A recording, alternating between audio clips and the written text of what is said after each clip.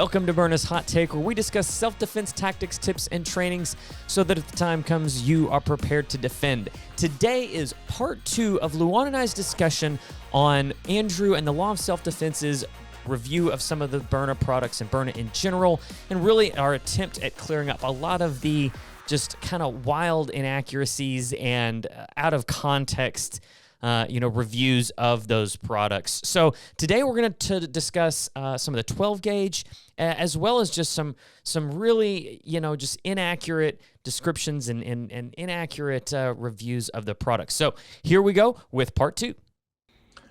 Kinetic, less lethal, 12 gauge round.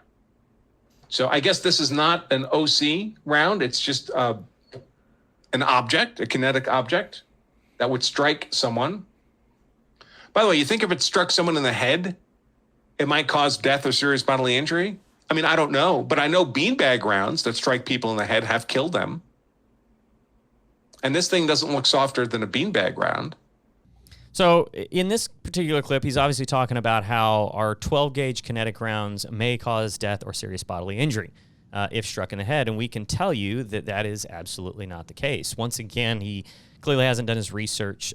We have tested, not only have we tested these ourselves, but they've been sent to an independent lab to assure that they are not going, and they're not even close to causing enough injury. They're not even close to causing enough injury to, enough force to break a rib and sternum. So if it's not even going to break my ribs, it's not going to be able to lodge itself directly into the hardest bone of my body, into my skull, and cause any kind of serious bodily injury or death. So, once again, I really wish we could have had the opportunity to talk, because this is just not the case. Yeah, and then if you look at some of the quote-unquote human testing, volunteers who've signed waivers, and you see the damage that it does to the flesh, it's delivering an intense amount of velocity and force to incapacitate. But in none of those areas where we saw severe bruising was there impalement into the body or loss of blood in any extreme amount that would lead to a fatality. And so if he's going to come at an organization or a company or a brand, just be better educated. And he compares it to the beanbag, and the 12 gauge beanbag round, drag stabilized beanbag that law enforcement's been using for a long time. And the beanbag has done some serious damage, but it's designed completely differently. And we took that into account when this round was designed. The beanbag round is much heavier and imparts a much higher level of force for a much shorter period of time. So the beanbag round's only effective out to 25 feet before it just starts dumping so much of its energy. It's just really not effective. I mean, you're literally throwing a bag of just a bag of weight in a sock down. So it doesn't have great ballistic coefficient. It's not very efficient moving through the air.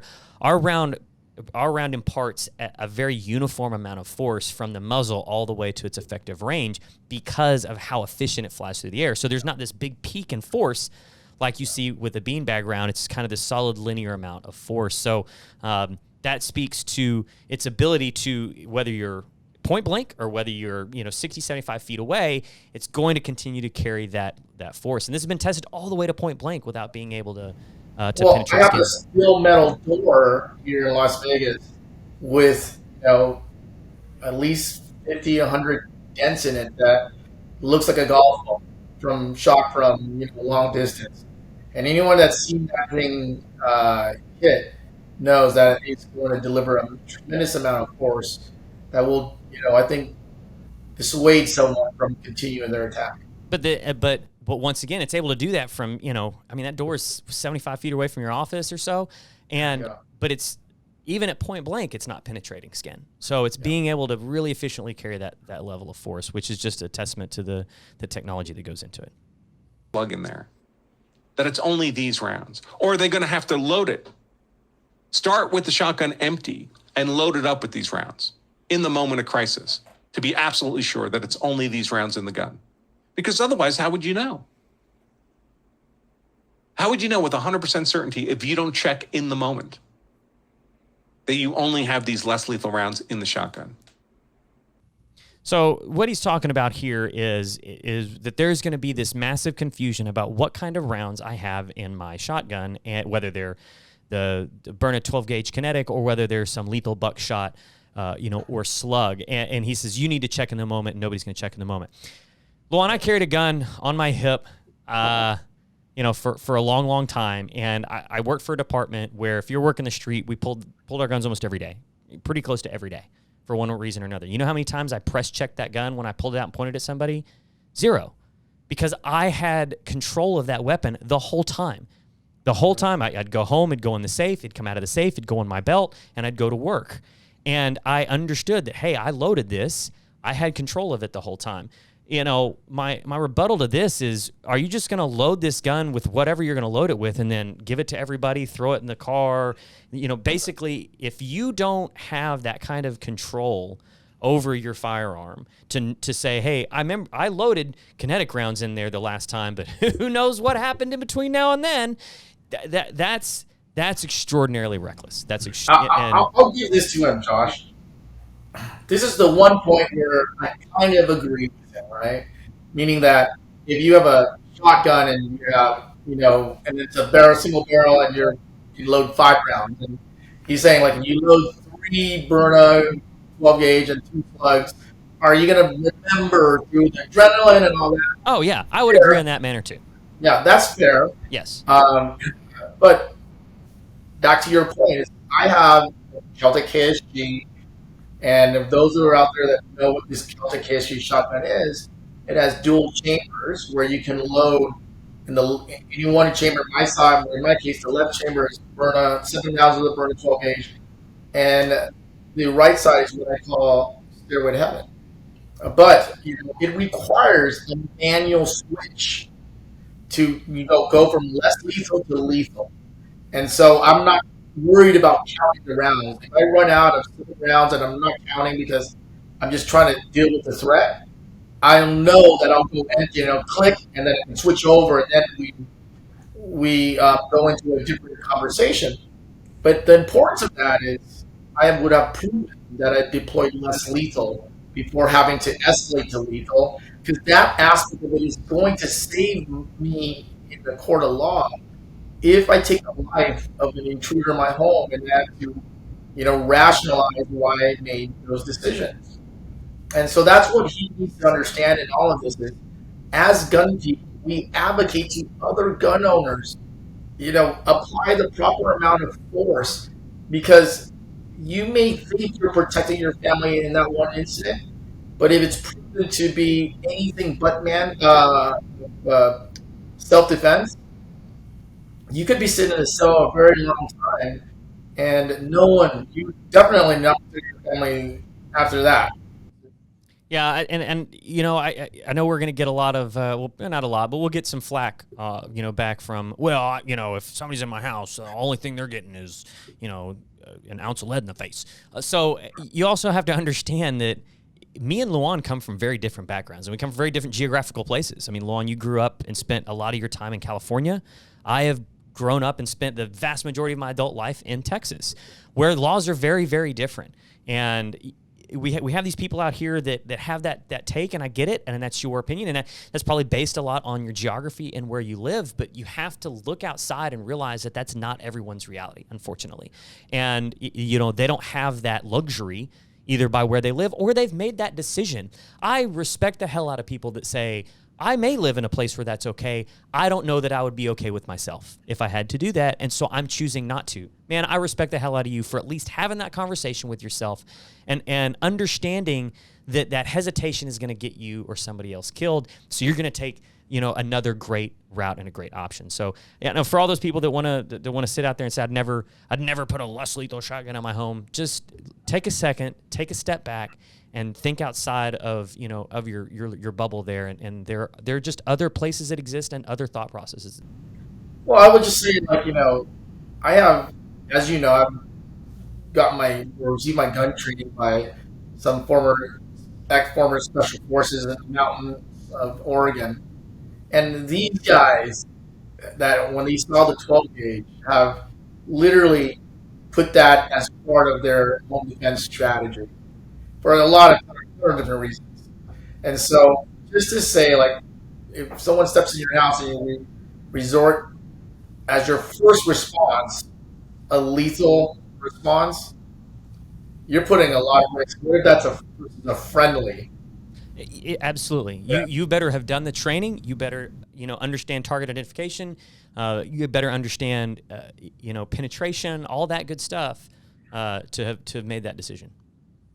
But have you created in that other person's mind a reasonable fear of imminent deadly force harm? Because if you have, you've checked all the boxes for aggravated assault. Whether it's an inert solid gun, whether it's a Byrna gun, whether it's a real gun, whether it's not a gun at all, whether it's your hand in your hoodie pocket with the finger pointed out to make it look like you have a gun. What matters is not what you're actually doing for aggravated assault. The crime of assault is a crime of the mental state of the victim. I cannot understand how the law of assault can be so construed as to think that you can be arrested for assault, for basically offending them and believing that they're offended is basically what he's saying.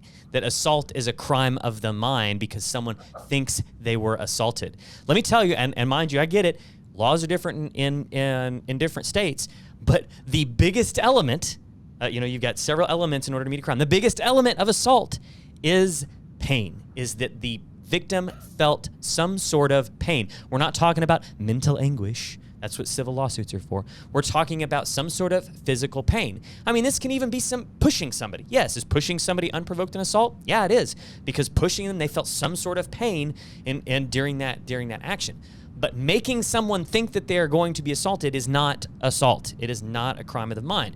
So pointing a Byrna at someone cannot be construed as aggravated assault. It just in order to commit aggravated assault, you need to cause serious bodily injury or death, or the threat of serious bodily injury or death, none of which can you use a less lethal tool to do that. So this is just absolutely ludicrous. Josh, with that logic, can I sue you for aggravated assault? Because all of this is really hurting my mind. Yeah, I have been assaulted.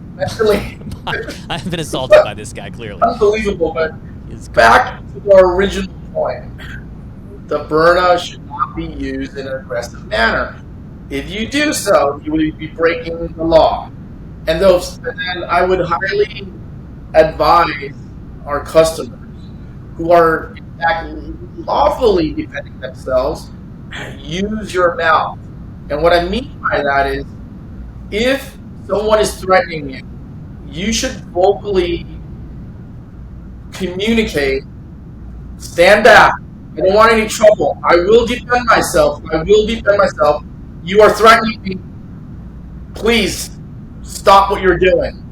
And so the importance of that is, and I think he mentioned, like, well, what if some bystander is looking at you and you have a pistol and the other guy doesn't, and he's going to shoot you because he thinks he's defending that guy. So that will solve that problem, right? And then, more importantly, in the day and age of everyone having their smartphones, people will naturally pull up their phones and hit the record button. And that is your evidence. Yeah, absolutely.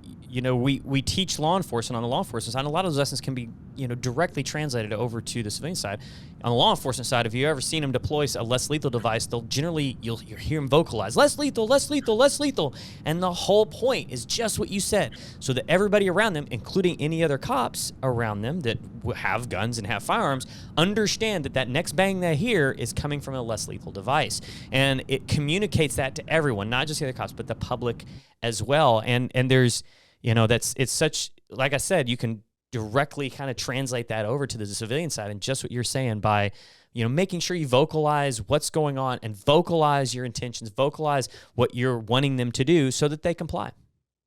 Where we have rampant auto theft because the governor basically made auto theft a non-crime.